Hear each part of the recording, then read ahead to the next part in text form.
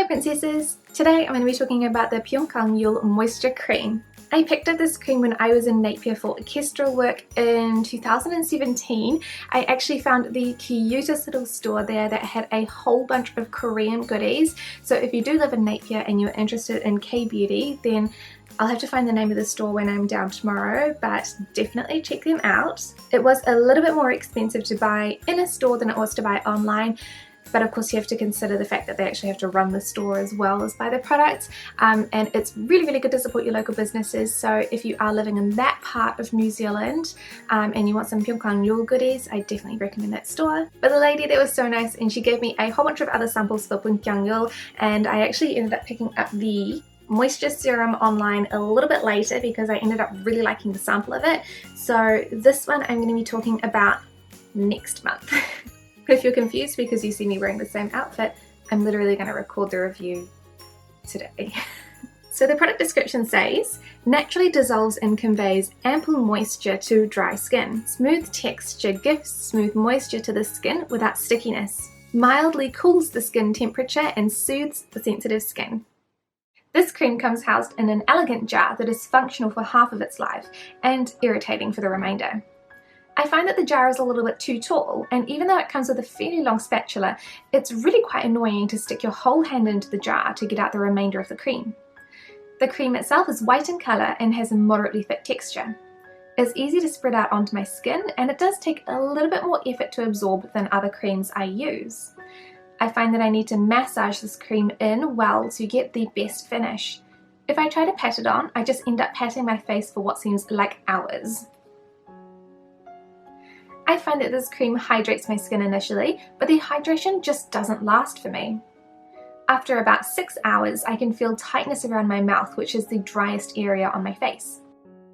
It claims to cool the skin, but I personally don't feel that effect.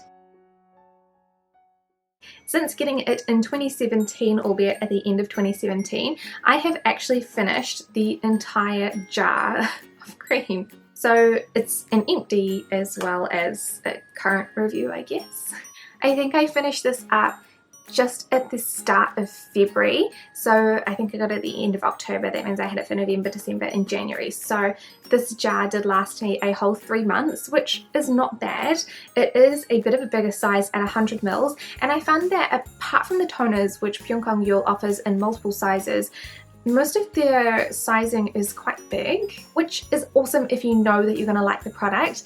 But if you're only trying it, 100 mils is kind of quite a lot to commit to, especially if you use it like for a couple of weeks to a month and you decide that you don't like it.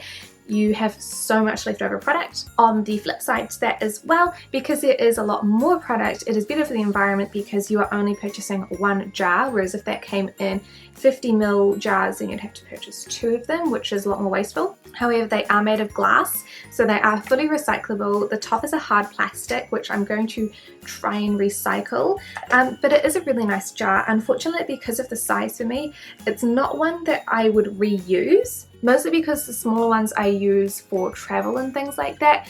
This isn't going to travel well because it is heavy and glass may actually break, and it's too big.